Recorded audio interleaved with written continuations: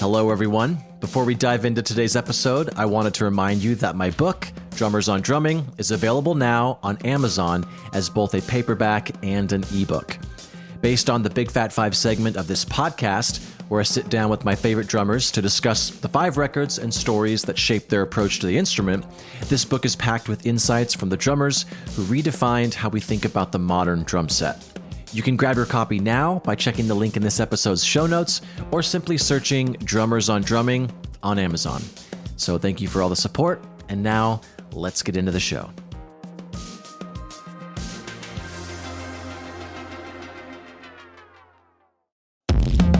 Hey, this is Ilan Rubin, and I'm Ben's guest on Big Fat 5.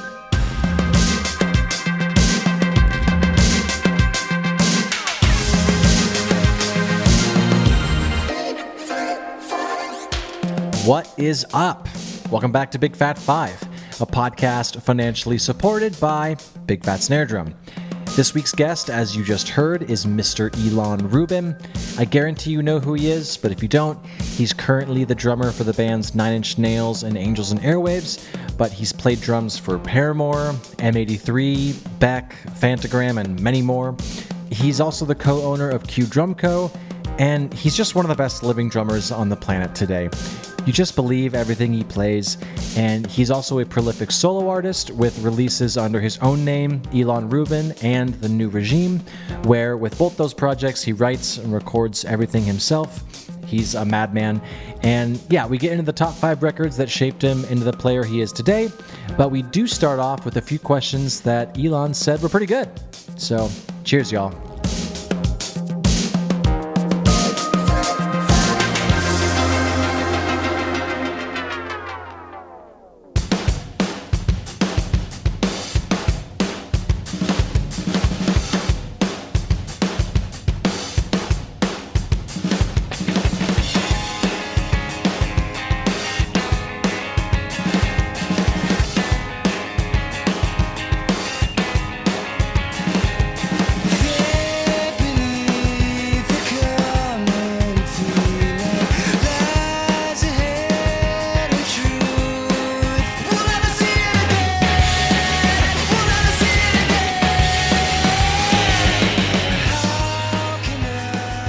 As I was telling you before we started recording, I mean, it always comes down to a few key things for me, you know, and anybody who knows about me or has read or watched the interview, it always comes back to Bonham, Stuart Copeland, Joe Morello, Buddy Rich, whatever it may be. But I do want to say that I've always been the type of person to learn from numerous sources. Like, you know, growing up, I would be that kid that would get one of the VHS tapes at the Drum Section Guitar Center. That would be the Modern Drummer Festival or whatever, and I would learn from all these things. But when I get to a level of obsession where I have to devour an entire back catalog, these are the drummers and the bands that have brought that out in me. That's why it always comes back to that now. I don't want people to think that I've only ever listened to Bonham and Stuart Copeland playing drums, because it's been far more than that. But the thing, they're the people, they're amongst the handful of people that I'm always coming back for more. Well, this is, I mean, speaking of influences and then how you utilize those, a lot of my listeners struggle with finding their own voice behind the instrument. So how do you go about using your influences without just imitating and stealing from them? Because you've been fairly outspoken about, you know, bands that just regurgitate the past and how that's not that cool. So, how do you go about making it your own, but also very accepting their influence? It's a very good question. And everybody learns from somewhere. Everything has to come from somewhere. But I guess the intent being copying and leaving it there, or learning it and seeing what else you can do with it, is really the key. And if you'll notice, once we get into talking about the songs, I did some album stuff and I did live albums as well. And I think that is kind of a lost art form, because bands always used to have some kind of live release, and bands back then, you know, let's say back then. I sound like an old man, but I'm with you, man. Long before I was born, the live rendition of the material was very different. Whereas over the last 15, 20 years or so, live shows have become more of trying to sound identical to an album. Now, these philosophies have gone back a long time, whether you want to be a different thing live or whether you want to recreate the album on stage. But I think it was more popular for the stage show to be something different. So when you are familiar with the drumming or the playing of any instrument on its studio recording, and then you hear what that very same person who you've been studying did live, you then see the evolution of that same style and perhaps those same parts. And that makes you think, oh, well, if this is what he did on the album, but then he did that live, maybe I can do this to that. And if you keep following that train of thought, you then end up with something that is different from that very first thing that you learned. And I think that's really important. I mean, I was encouraged from the very beginning by my dad to jam and improvise. And when it comes to jamming and improvising, it's a matter of making stuff up on the spot, but you have to start from somewhere. So when you get an idea and you're thinking about how to turn it around or invert it or use it in a different place in the bar, whatever it may be, you're opening yourself to the potential of said idea. And I think that's what's most important. Now, it's far easier to take a fill or take a guitar lick or whatever it may be and get away with making it your own, because everybody plays differently. I mean, talking about Led Zeppelin, there are things that, you know, Jimmy Page got from B.B. King, and they could be the exact same notes, but they don't sound the same because they play guitar incredibly differently. And that, I draw the line there when you try to do a song that sounds exactly like somebody, and it's just like, okay, there's nothing going on here that needs to be heard because it was already done better to begin with. Yeah. And that's, you know, talking about what we mentioned in terms of my distaste for poorly rehashing what was once or what is already perfect. You've been quoted saying so many things are ruined by a lack of taste. Can you talk about how one develops, or how you developed taste? Because obviously you can get technically amazing at the instrument by being in the practice room, but how do you develop taste as a drummer? Ooh, that is a very good question. 2 for 2 here. Okay, so okay, off the top of my head, I think it's very important to listen to yourself, whether it be literally a recording or watching a video. And I'm not saying that's something I have ever done religiously or really enjoyed doing to begin with, but there is a difference of how you feel in the moment and then replaying it and going like, oh, that's not exactly what I thought I was doing, or that's not how I felt, or how it was in my mind as I was doing it. But while I haven't necessarily done that much over the years, obviously I've done it, and you do get a different perspective of yourself. But I think going back to what I was talking about with hearing an album version of a song and hearing a live rendition of that same song, the tempos will be different, the adrenaline's pumping. You can listen to some of your favorite guys overplaying or playing too fast. I mean, these are all subjective opinions, of course, but you can hear differences in other people's playing, which means you'll, of course, be able to hear the differences in your playing after the fact. And there is something to be said about experience and time. The more you play, the more you do something, you will find things becoming less interesting to you over time, and you will find things becoming more interesting over time. And I think, as it happens with every single musician, they want to start learning how to play things fast. They want to learn impressive things, the showboaty things. I think, especially with guitar players, it's like all that stuff that people have learned, or all the fills, all of that was learned in the sort of primary stages of learning the instrument. And then once you kind of get that under your belt, you think, okay, but when am I actually going to use that? And then you start realizing what becomes more useful. So I'm reminded of a cartoon or a meme of sorts, where it's like you have your first drum set, your second drum set, which is huge, and then your last drum set, and it's a tiny little 4-piece. And it's a very accurate representation of not just the equipment itself, but where your mind is at as you are learning and developing, and then, of course, where you end up. So I think time is a huge part of that. There are people who say, oh, I never liked that band, but now I like them. Or I didn't think much of his drumming or much of his bass playing, but now I really enjoy what he brought to the table. And that comes with time and experience. But I do think listening to as many versions of something that you like, and of course, really analyzing yourself after the fact, can all contribute to developing so-called taste. All right, so this is, I have a few questions from Instagram. This is a fun one. So at JD Youngblood_ asked, in regards to your drumming, are there any habits that you want to break? Habits that I want to break. That's a good question. Yeah. I suppose so, but it's a little difficult coming up with a specific, not because I don't have set habits, but for example, when I'm playing live with whichever band it may be, I'm playing that material and I'm put into that headspace. I play differently with Nine Inch Nails the way I do Angels and Airwaves, and I play completely differently when I'm just in a room by myself.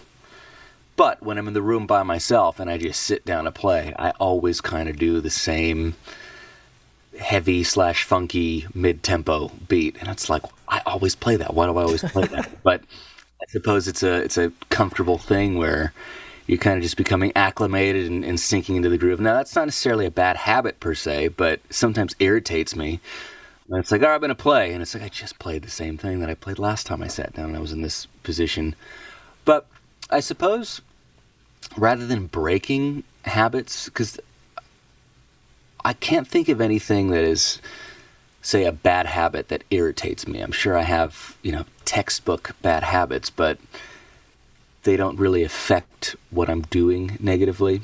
Yeah.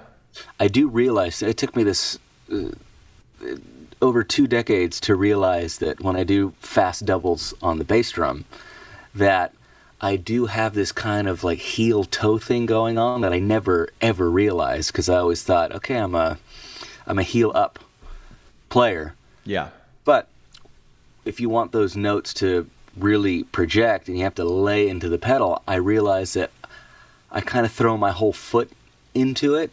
But then when you really think about it, it is more of a heel toe thing. So nice to realize that after 20 plus years. But at the same time, I'm like, well, wait a second. What if I just did heel up purely and saw what it was like to play that way?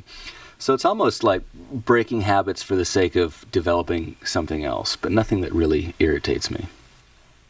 Well, that's why you're Ilan Rubin. So I said it. You didn't have to. But so you've worked with a lot of artists. This is from Jay Taylor, at @JTaylor_music7. You've worked with a lot of artists, amazing artists, I'll add that, with all different styles. So what draws you to work on a project when you're called? So what's your criteria? Mm-hmm. Well, availability is a big one, I have to say. But once you go through that initial meeting or that first time playing, whatever it may be, people being good people is very important. And the further down the line that I go, the more important that becomes. Because whereas before it was a matter of, I need to find that next step in my career, I need to keep moving forward. Mm-hmm. You're willing to take a bit more shit earlier on.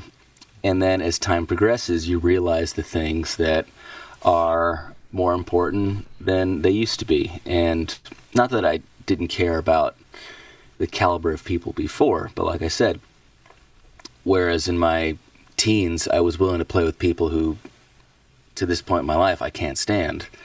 I wouldn't do that now. Yeah. I can't stand this person. I'm not going to go on tour with them. That's awful. So that is definitely important. And you really know very, very quickly. I mean, the things that I've played are all very different from one another, but I do get along with everyone who I'm actually in bands with. So I've been fortunate enough to have a lot going on, and in a way that the schedule allows it to actually work. I haven't had a lot of conflicts, which is something I'm always worried about, but I've been able to dodge those bullets, so to speak. So hopefully that answers the question. It did. This is a really quick one, but I did want to get it in because I'm assuming this person really wants to know. So @_Alexander_Robert says, do you remember what snare you used on the Paramore record? I don't recall, only because there were so many snare drums.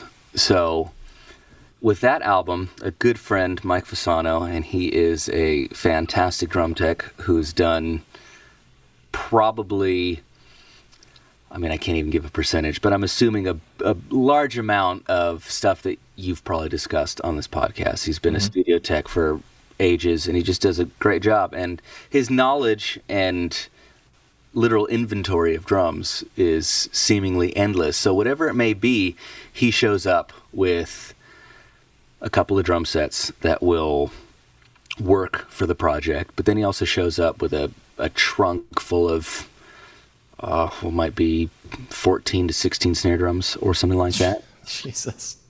And that becomes a conversation between producer and engineer. So for the Paramore album, Justin Mel Johnson was producing it. Carlos de la Garza was engineering it. And obviously they had been involved with the pre-production for a while. I went in sort of like the last week of pre-production to get in touch with everything for the sessions. But they'd obviously been very familiar with the material for much longer than I have and knew what they wanted to hear. So, hey, we're looking for something a little more modern here and a snare that sounds very cracky but still has a papery quality to it. You know how this lingo goes. Mm-hmm. And then Fasano translates that into, I have this Black Beauty with this kind of head and those kinds of wires, and I think I can get that out. And then he sets that up, we play it, and Justin in the control room says, that's what I'm looking for. And that's how that whole process goes. So the drum set was a Craviotto, I know that for sure. And the variety of snare drums, there was definitely a Black Beauty in there, a Superphonic, I'm sure.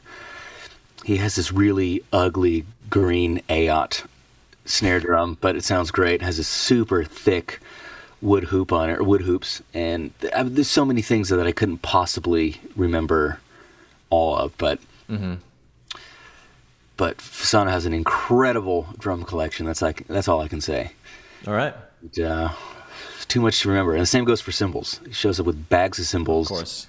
stacks of different types of heads, and like I said, he translates the lingo of what the producer's looking for, and he makes it happen. And then all I have to do is just play the drums.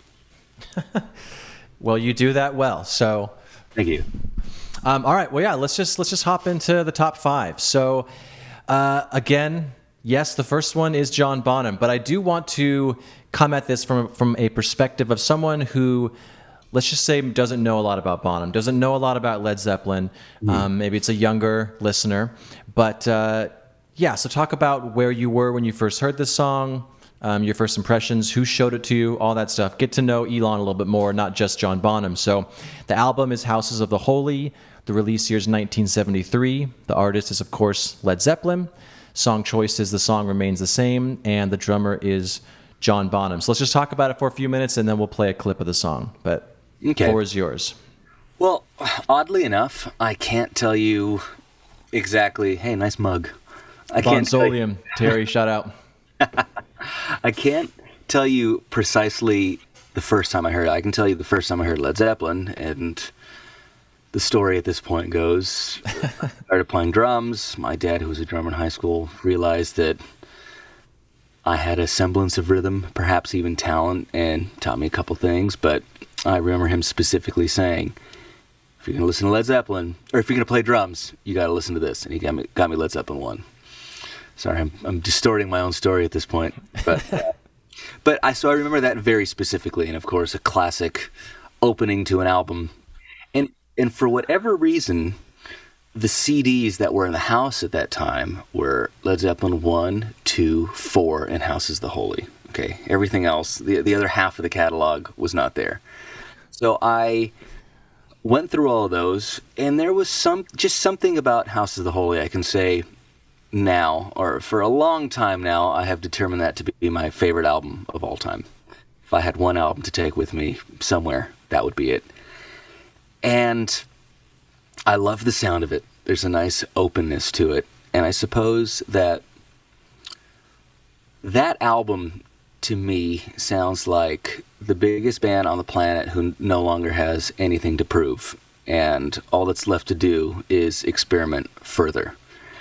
And the opening of The Song Remains the Same, great song, but it has this up-tempo sort of galloping quality that to me is synonymous with Bonham. And you can hear the same thing in Achilles' Last Stand off of Presence. It's just a very specific Bonham beat that anytime you play it, you think of him. And it's one of those things I love to play at the drums as well, because it's up-tempo, but it has a bit of swing to it. And like I said, that galloping quality. And it being the opener to my favorite album of all time, it's just something that really sticks with me. And I just love it. I think the drums sound great on it. As I said, there's an openness. I just love the way everything sounds. And there's an otherworldly quality to that song and the one that follows it, the Rain song. And I think it's just such a great opening and introduction to that album. And that's what I came up with. All right, here we go. The Song Remains the Same. We'll listen to about maybe a minute and a half of it. Sure.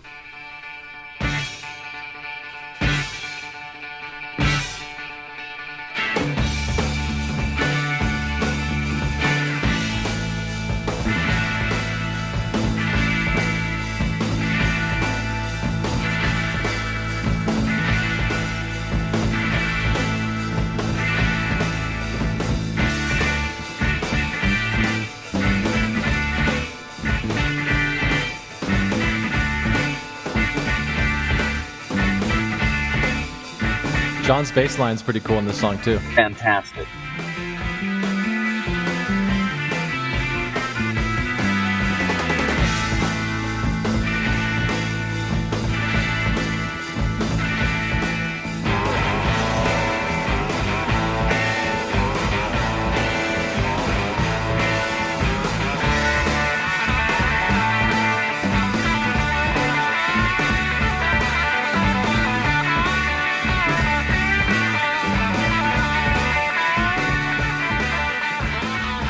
Yeah, and they just get out of each other's way, too. Because John, at the beginning, he's doing a little more higher up on the neck. And then when Page starts to really do his thing, then he goes down lower, just starts pedaling. They really do let each other shine. Exactly. And the mix is great. And you can tell there's a lot going on. But as you said beautifully, everyone is out of their way. You can hear the bass beautifully. You can hear the nice chime and jangle of the 12-string stuff going on. It's all anchored by Bonham. But it's working together as a whole to make this otherworldly thing. I know I've said that numerous times you already. You can say it, man. But if you wouldn't mind, pick up where you left off, because the tempo changes and the sound of the drums is just beautiful, especially in the section where they drop out and Bonham does this fill. You can just hear how beautifully each of his toms are tuned. It's great. Sure, I'll fade it back in like a rock star. Here we go. Beautiful job.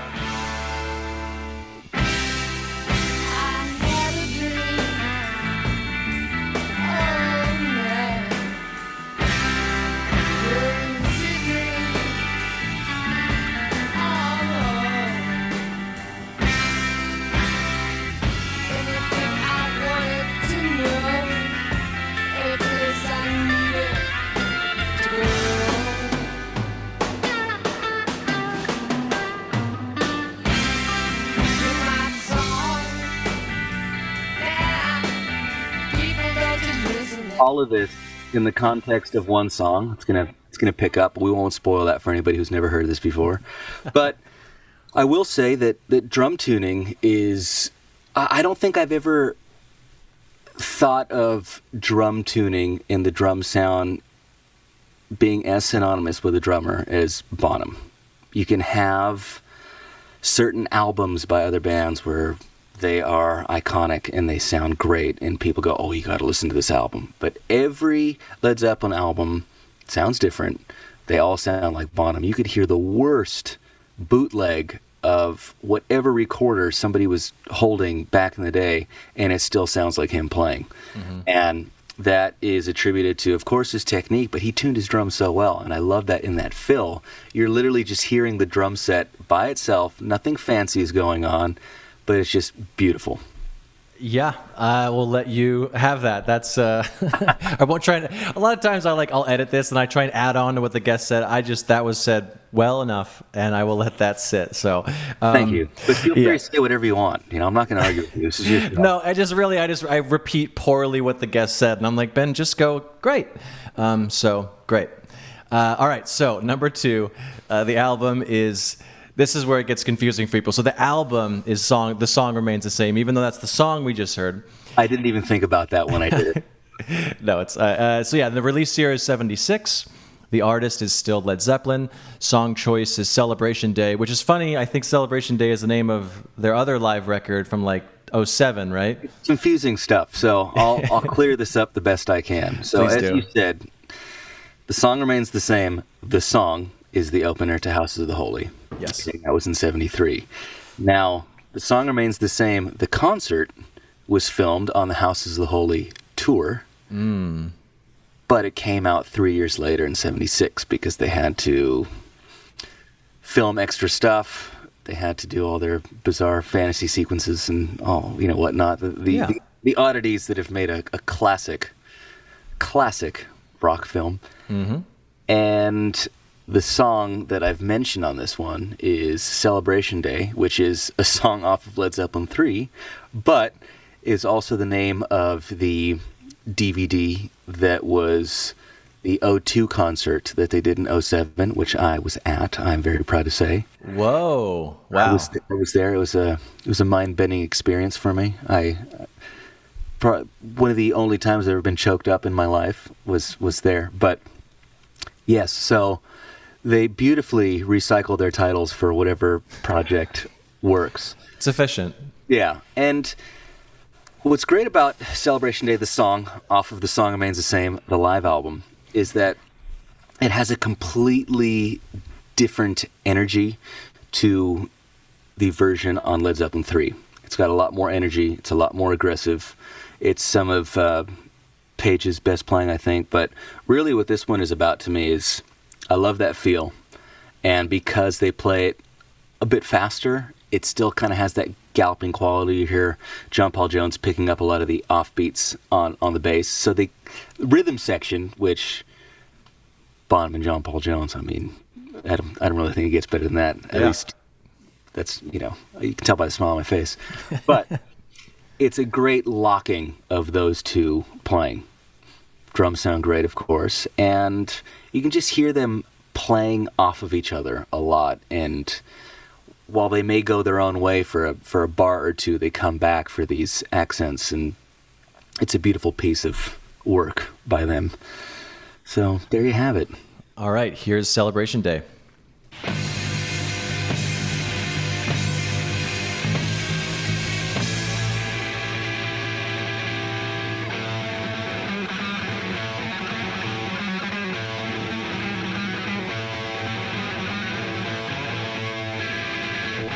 If I knew you were going to play this stuff on the show, I probably would have picked something that started with drums, so I'm sorry. Drummers need to hear non-drums. It's healthy.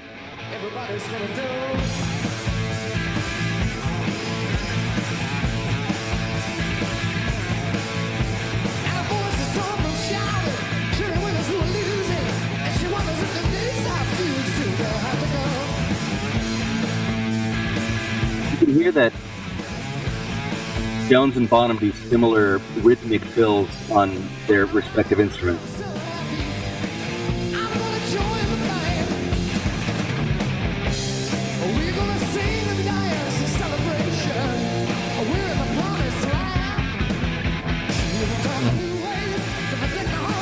Ridiculous.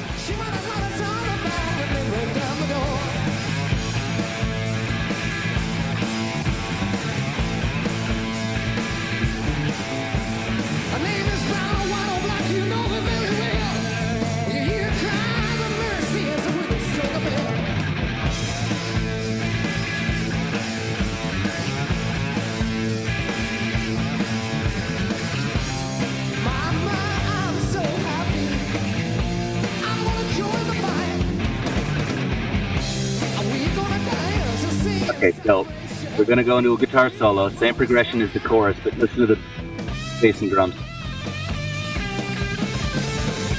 Oh, yeah. Right here. It's like this.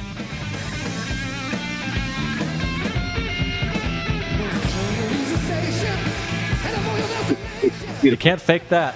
Nope. And you can fade out if you'd like. Although the ending of this is one of my favorite Page moments. I will say that for somebody who has no idea about Bonham or The Song Remains the Same but knows what Vista Lights are, probably the concert that made them famous. Oh, yeah? Yeah.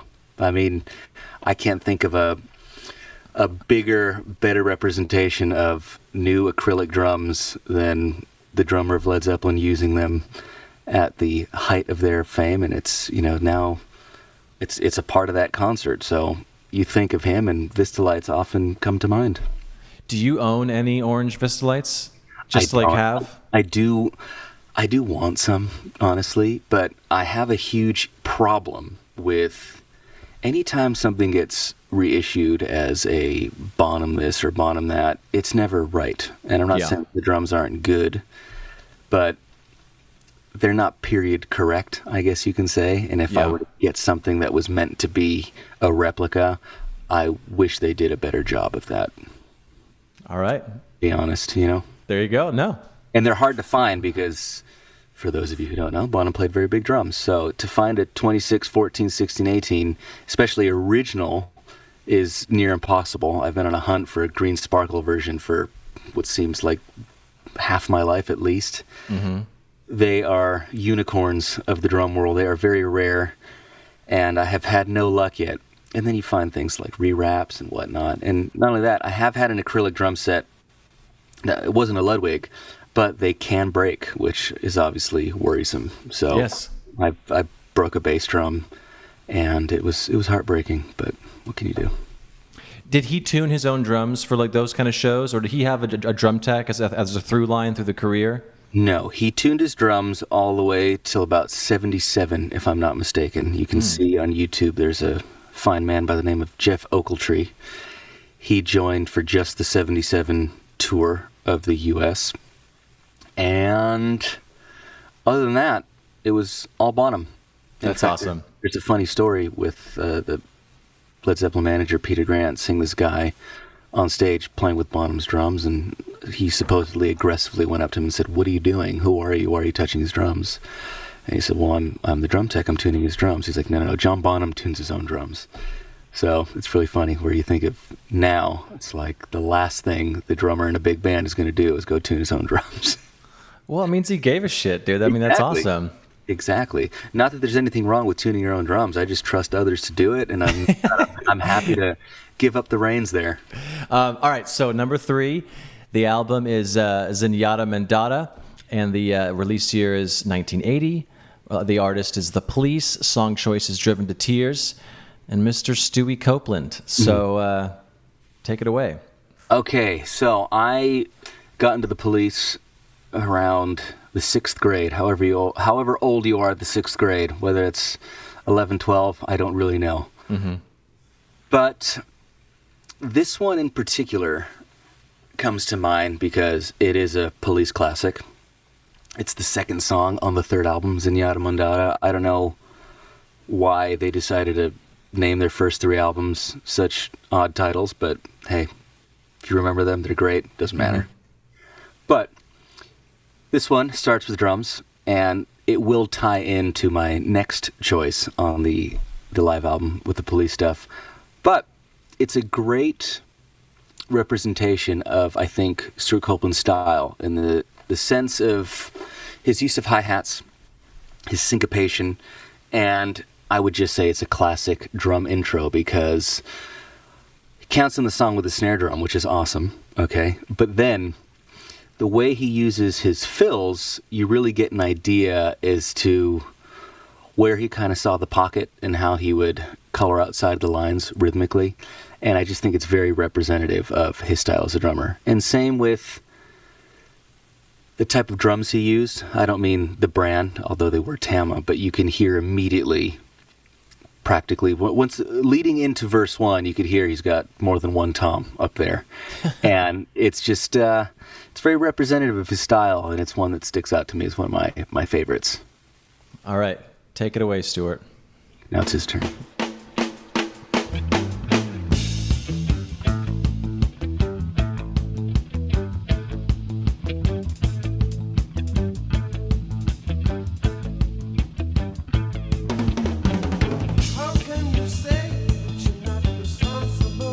Now he's on the bell. Mm-hmm. The bell is synonymous with Stuart Copeland.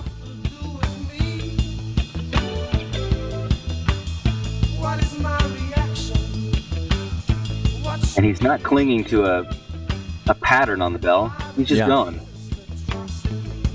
Which I'm sure Sting loved.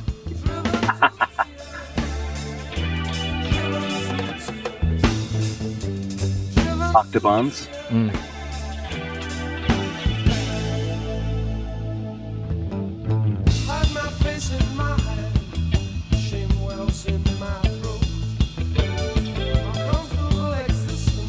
But see, that pause before going into that, it's like obviously Stuart is, some could say he's overplaying, but he also has taste at the same time. Mm-hmm. I just picture this song live, 20 BPM faster, adrenaline pumping.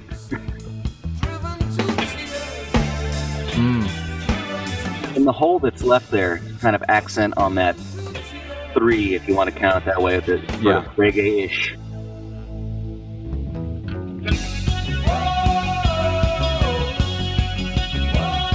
Stands out to me as a quintessential Copeland track, and I can't get enough of it. It's great. And what I love about this album is, for whatever reason, it has a very distinctive sound, whether you like it or not, but I believe it was all mixed in one night. The entire album was mixed in one night, and they needed to finish it to go on tour. And that may be the reason why every song just sounds the same. And I mean that in a good way. Not songwriting-wise, I mean sonically. Mm-hmm. It sounds like this is the sound of the album, and that's all there is to it. And I love that. Have you ever met Stuart? I met him once as a kid. I would love to meet him again, because I did have a bit of a bizarre experience. What happened? Well, I was either... This is going to sound bizarre, I know, but I was probably 10 or 11 years old, and at the time I was using Paiste cymbals. They were very kind in signing such a young kid, so I was, of course, very grateful. And my 2 favorite drummers using Paiste. I've been with Zildjian since I was 16 now, but yes, my 2 favorites using Paiste. So I went to the NAMM show before I knew what a horrible thing it was. And people say, well, it sounds great. It's a whole convention center filled with instruments. It's like, yeah, think about that. Mm-hmm. It's awful. And there's nothing worse than going to a cymbal booth at a convention center with everybody feeling like they need to test out all the cymbals at the same time. It's the worst. And it's a necessary evil, but I feel like when I have a tour booked at that time, I'm dodging a 4-day bullet that just makes me happy. Because as a co-owner in Q Drum Co., I feel obligated to put in my time, and I do. But when I can't, there's no guilt to be felt. Yep. But anyway, so Paiste knew what a huge Stuart Copeland fan was. I mean, I literally had a Roto sound, and for those of you who don't know, it's this thick cymbal disc. I mean, it's thick, it's heavy, but it's on a sort of like a U-shaped stand, and it's suspended from the middle. Okay. And hit it, and it spins around really, really quickly. Have you seen one of these before? No. Okay, if you watch the Synchronicity concert, which is what we're going to be listening to after this, it's not in Message in a Bottle, but he uses it in a couple of songs. Walking in Your Footsteps is one in particular, and you'll see him smack this thing, and it spins. And I was just enamored by it. I'm like, what is that? I have to have one. Don't know why, but I got one. Yeah. And that's obviously my Stuart Copeland obsession, especially at that young age. But they're like, well, he's going to be here if you'd like to meet him. And I was like, of course I'd like to meet him. And can't blame him for this. He was really late. He was like 45 minutes late or an hour late, and whatever. He showed up. I didn't care. But I was introduced, and they're like, hey, Stuart, this is one of our younger artists, if not our youngest artist, and he's a really big fan. He'd like to meet you. And for anybody who's seen a Stuart Copeland interview, he has a very large personality. Yeah, right? He's very intimidating, yes. And I'm sure he's tall, but back then he was really tall to me because I was, this big. Yeah. And he just answered in what I now know to be his personality. He's like, oh, is this the kid who's going to be eating my lunch someday? But as a 10-year-old, I didn't know what to make of that. I'm like, what about lunch? What? Yeah. And as a 10 or 11-year-old, I was just like, that's not what I was expecting. I mean, I don't know what I was expecting, but maybe like hey, nice to meet you. You play drums? Good for you, kid. But it was just that remark, and I was really taken aback by it. Now, in hindsight, of course, I was like, I totally get it. I understand what he was saying. It's actually potentially complimentary, I was going to say that's him talking to you as a peer. Yeah, totally. And but at the time, I was bamboozled, for lack of a better term. But I would love to meet him again. Yeah. I feel like as an adult now, I could have an actual conversation. It'd be good. Yeah. Well, maybe you guys, because he does composing, maybe you guys can collaborate on a score together. I'm putting that out in the universe. So. Plus, who wants to talk to a 10 or 11-year-old? Not me. At NAMM, surrounded by cymbals, nonetheless. I don't want to talk to anyone at NAMM. So. Exactly. All right. So speaking of, I will drop the Roto sound. I will drop a video of that in the show notes. So after you're done listening, just click the link, people. But number 4, the album is The Police Live! ! Release year is 1995. The artist is The Police. The song is Message in a Bottle, and it's in parentheses disc 2 from 1983. Yes. And the drummer is, of course, Stuart Copeland. So very important. Why is that important? Yeah. So this Police Live album is an awesome representation of the Police Live because it is 2 discs from more so the beginning of their career, if not very early. I mean, 79, so they'd been around for a couple of years, maybe 2.5 at the most. And then the last tour, the Synchronicity Tour, in 83, I believe it ended beginning of 84. But you can hear as a band how tight they had become as a unit, and obviously being a 3-piece band, all those guys had to carry equal weight, know? And I always say the Police is one of the hardest bands, if not impossible, to rip off because everybody has to be so unique that when you try to play or sound like either one of those guys, it's not even worth trying, and let alone all 3 in one band. But I've always loved this album because I specified Message in a Bottle disc 2 because they do play it on both discs. It is off their second album. But the version from the Synchronicity Tour is absolutely flawless. They are so tight as a band. But coincidentally, on this tour, and dating back a little bit actually, they counted in Message in a Bottle the way they counted in Driven to Tears. So for those of you hearing a song not knowing what it is, you might expect them to play Driven to Tears, but in fact, he hits those 8 flams on the snare and they go into Message in a Bottle. Now, this is a fine example of beautiful and flawless overplaying. Okay, now, overplaying sounds as if I'm being insulting, and I'm not. It is stunningly precise, and you can tell it's in the moment playing, which is a quality of Stuart's that I love. You can tell he's just going, probably trying to keep himself entertained and have fun, and doing so beautifully. So, listen to Message in a Bottle, Disc 2 from Police Live! Synchronicity Tour, and before the verse even starts, just listen to him having a good time. All right, here we go.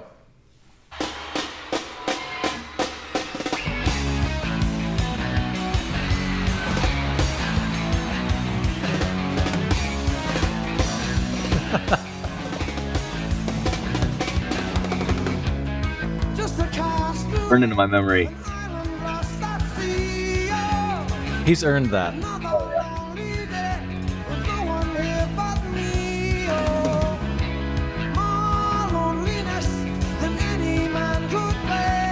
A great example of how much faster this is than the album version.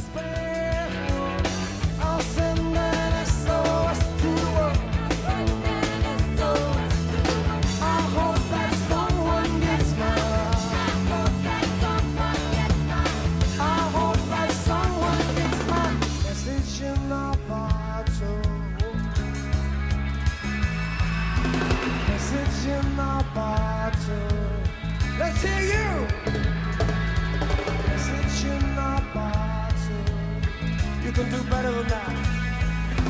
Message in a bottle.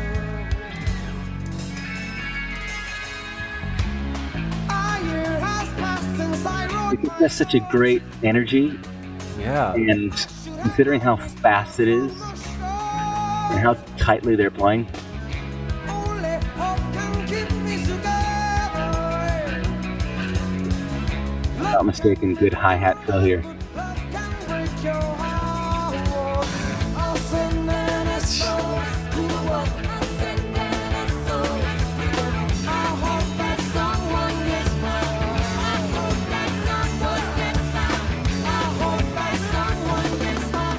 Message in a bottle. It's an odd choice, but if somebody said, give me one Stuart Copeland song to listen to, I would pick this one. It's a great song as a piece of music, but how intensely he's playing and how he's just going for it and having a great time. There are so many Copeland-isms in this one song that I love, and it always sticks out to me. I mean, I have those fills burned into my brain. I mean, oh my goodness, how many times have I listened to it? And it's good. There's an accompanying video of it if you'd like to see it. But yeah, I can't get enough of that recording. And I did tell you that I saw Led Zeppelin at the O2 in 07, but I also saw the Police at Dodger Stadium in 07. Quite a year for me in bands I never thought I'd ever see. Jeez. I really lucked out that year, I have to say. Did you fly, going back to Led Zeppelin, did you fly to London just for that, or did you happen to be on tour with whatever? No, I went specifically for it. I mean, I really, really lucked out in the fact that I had access to tickets, and I was able to take my whole family, which was great. Well, one of my brothers was not able to attend, unfortunately, but it was a family trip to go see Led Zeppelin, and there were 20 million ticket applicants, if I'm not mistaken. So to be able to have somebody say, if you want to go to Led Zeppelin, these are how many tickets you can have. I was like, oh, okay, so I really lucked out, but yeah.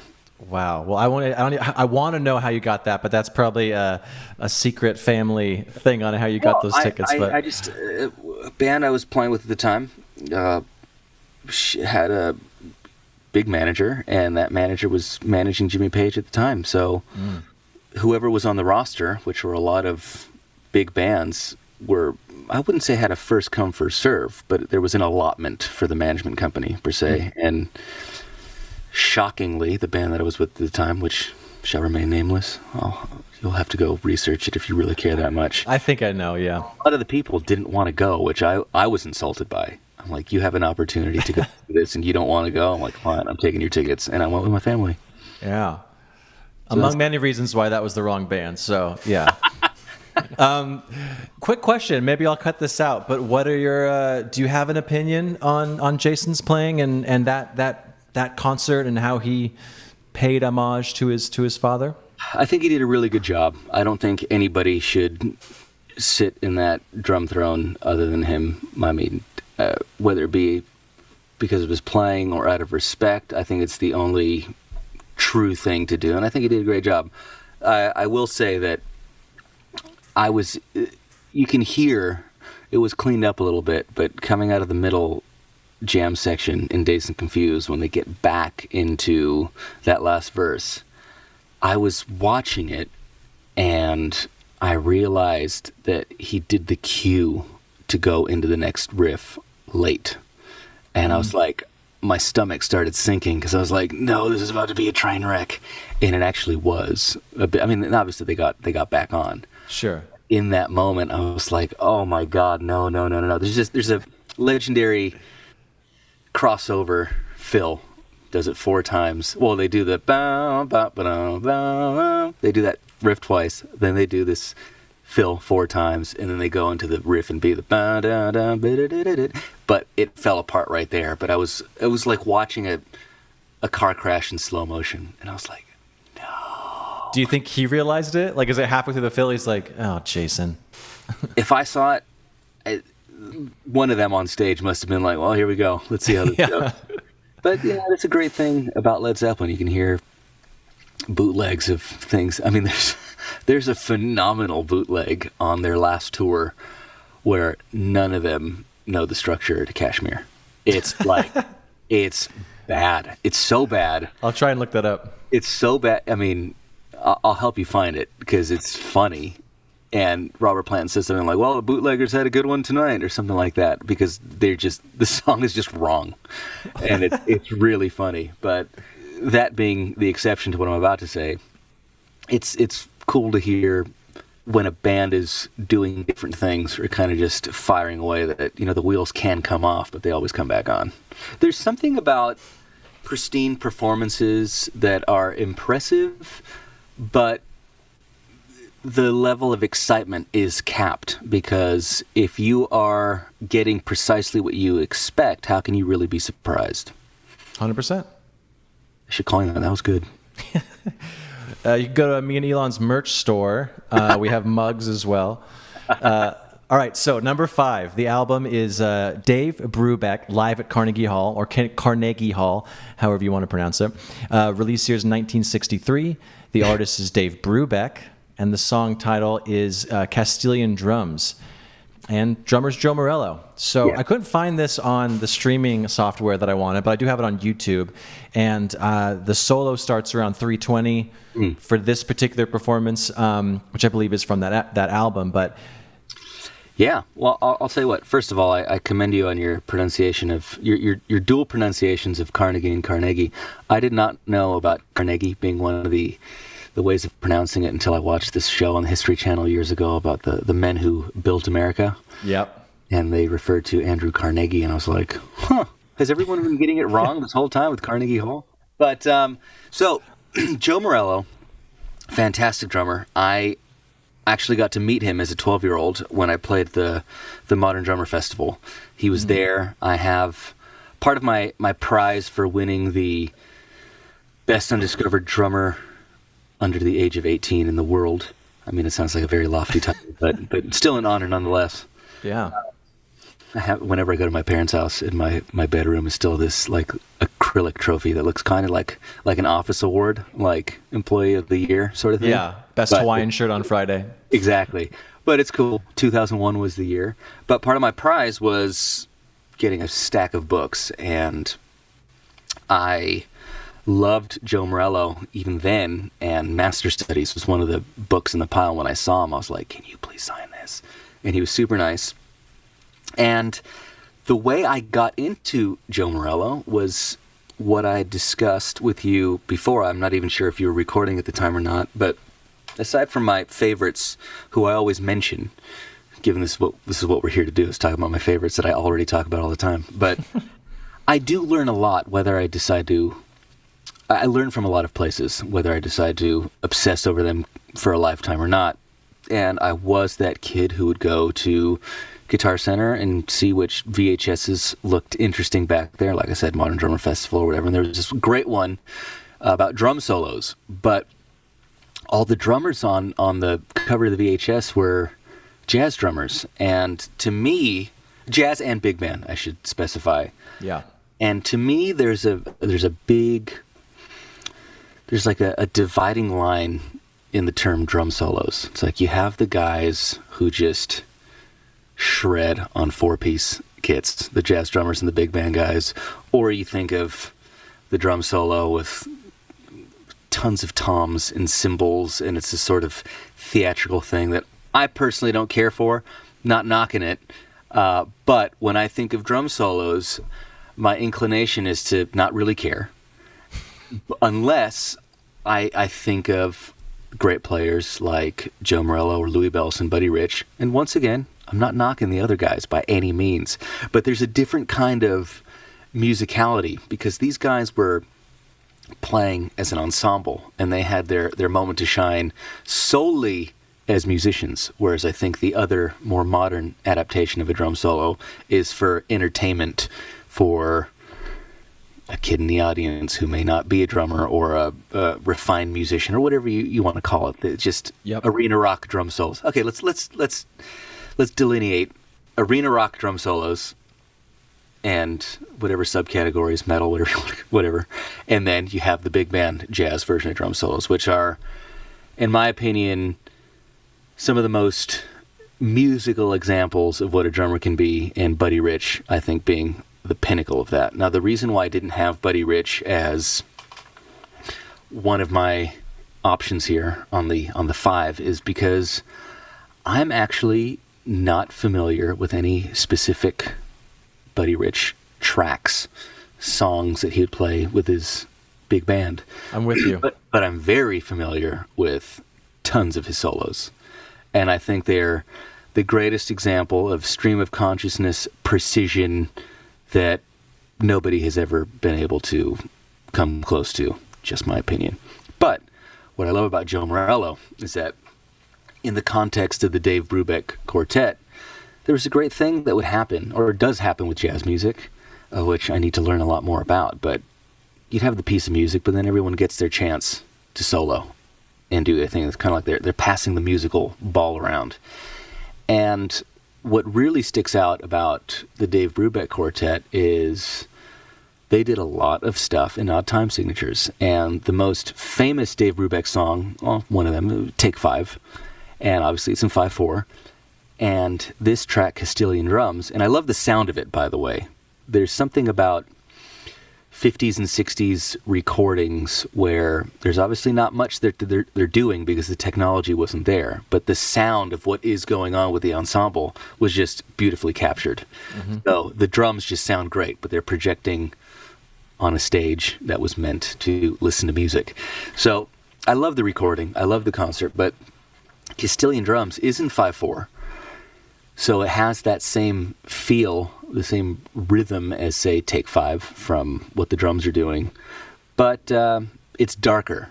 Once he takes off into a drum solo, he's still soloing in 5/4, which is very, very difficult to do. Mm-hmm.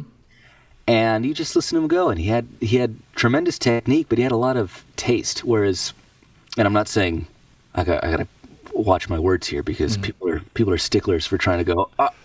Believe me. But Buddy Rich played, and he often played he could do a solo where he's literally playing a 10 out of 10 the whole time, whether it be speed, technicality, whatever he's doing. Morello, I think, was musical in a different way, where he would kind of start and then ramp up to a crescendo and then end. Buddy Rich was just like an unstoppable force, a train. And I love them both for those different reasons, but this is a great showcase of Joe Morello's style. Finesse comes to mind when I think of Joe Morello, and there could be a parallel here. He did the playing on the snare drum without the wires with hands long before Bonham did. It could have been somewhere where he got it from. I'm not exactly sure. But you can kind of just hear him going through his bag of tricks in this version of that song. So there you go.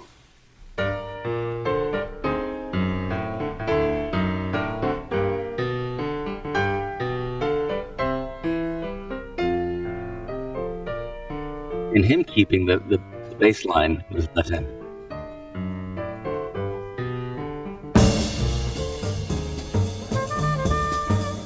This would be the same beat that's in Take 5.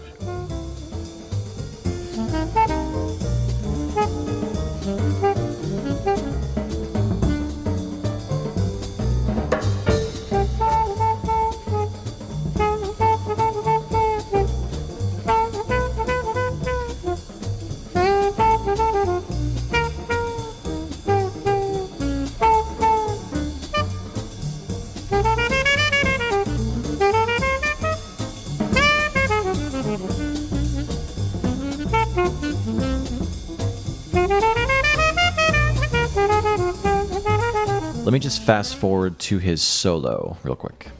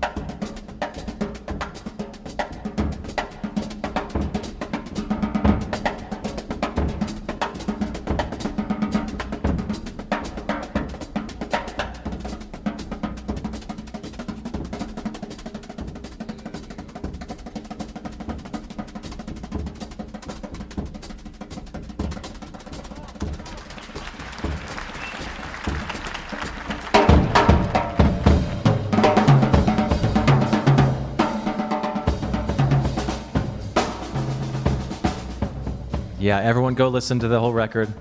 Good stuff. Now, I know I need to do far more research into the whole world of jazz, but as I said, going back to my introduction being that tape of jazz and big band drum solos, that's something that has stuck with me ever since. And I have numerous Dave Brubeck recordings, and I like the music itself, which is why I have it. Mm-hmm. But if somebody, a real purist was to say, "Oh, you like jazz? What do you listen to?" If I told them that the only recordings I own, or the vast majority of the recordings I own, are Dave Brubeck, they'd probably look down their noses at me. But regardless, it's fantastic music, and the drumming is great.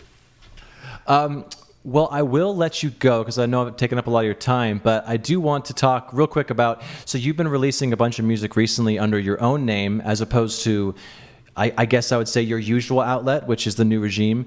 So is the New Regime kind of on just pause while you're doing your own stuff that might stylistically be different, or what's the future look like for your own releases? The future definitely looks like me releasing music under my own name. Now, for those wondering, when I release music under my own name, I write, play, and sing everything. And when I released music under the New Regime, I wrote, played, and sang everything. So what difference is made in the name? None really. It's just far less confusing. But I didn't realize how confusing it was until I was supporting Angels and Airwaves in 2019. So I was playing New Regime set, and then I would go play drums for Angels and Airwaves. And, I don't let being in the headlining band spoil me, so I would still do the support act thing and go to the merch booth at the end of the night and do that. Hell yeah. And the amount of times people either said, "You look like the drummer in Angels and Airwaves," or "You look like the singer in the New Regime," bummed me out so badly. I'm like, this is a sick joke. So anyway, that was one thing. But really, I think what put the nail in the coffin was the pandemic, because I put a tremendous amount of work into my last album called Heart, Mind, Body, and Soul that came out in March of 2020. Couldn't have been worse. May have been the thing that started the pandemic. That's how good it was. The world couldn't cope with it. Everyone had to stay home for 2.5 years because of how good that album was. But wow, it's an honor, man. I just didn't. Once everybody realized that the pandemic was, the curve was not going to be flattened in 2 weeks, and we were going to get back to life in maybe July.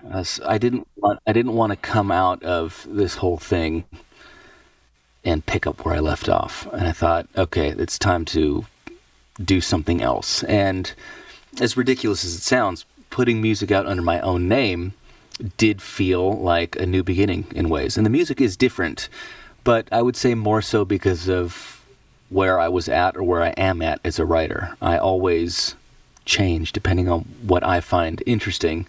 But the timing of everything and just how I felt really led me to think, okay, let's do the best version of starting from scratch that I can and do something I've never done before, which is releasing under my own name.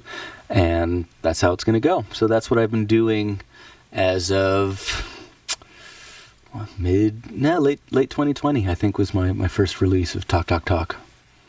Do you feel that it being under your own name, you have less of a pressure for it to be, I don't want to say cohesive because I don't think art should be, but you can kind of pull from other parts of your experience as opposed to like, this is what the band sounds like, as opposed to like, no, I'm an individual and I can put out whatever I want now. Is there less of a... Well, very good question. The answer is no, but the reason why the answer is no is because when I started releasing music as the New Regime a long time ago now, I made a very conscious decision of my first 10-song album having 10 very different songs on it.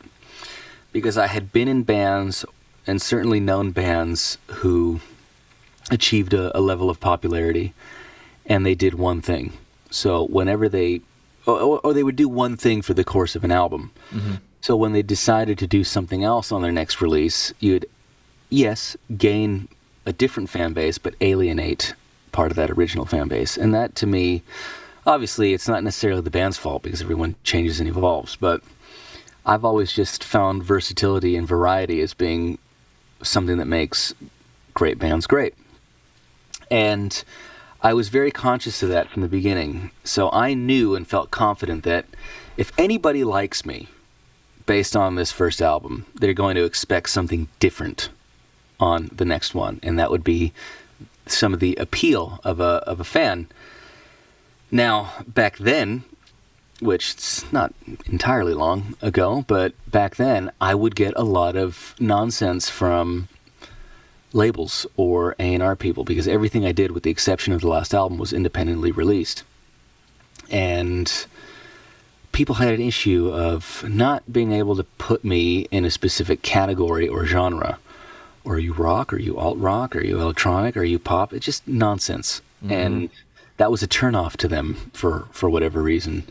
And I've mentioned this before. You know, Queen is one of the other things I obsess about. But speaking of variety, no band offered greater variety from one track to the next than Queen. Yep. And a shining example of that is having, I mean, with the exception of Bohemian Rhapsody showing variety in a single song. Yeah.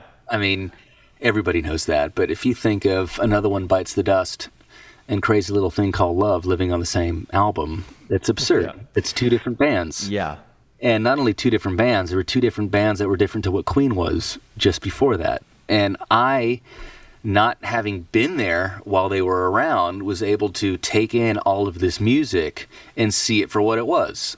Variety and evolution, except I didn't have to wait a decade or two to watch it unfold. Same thing with the Beatles. I'm sure every time the Beatles came out with an album from, let's say, Help and on, it was like, whoa, look what they just put out. I wonder what they're going to put out next. And it just kept going and going and going. So exciting, yeah. And raising the bar. But I wasn't around in the 60s, so I could literally have a stack of everything from Please Please Me through Abbey Road and go, that's the Beatles. So evolution was something that was just a part of my scope as a musician. What's the point of doing an album where 10 songs sound the same? It's stupid. It's pointless. But whereas I dealt with it as a detractor when I was doing it, now the at least for the last few years or so, the barrier of genre has continued to crumble, and now you have even seemingly bizarre scenarios where somebody could go from pop to the most screamy death metal thing within a verse to a pre-chorus, and it's like, what just happened? What did I just hear? But it's acceptable, and I'm glad that it is, because genre, I think, is ridiculous. It's like there's two genres in my opinion. It's either good or it's bad, and you know, and whatever shades of gray in between what I've just said. But what style something is really should be irrelevant.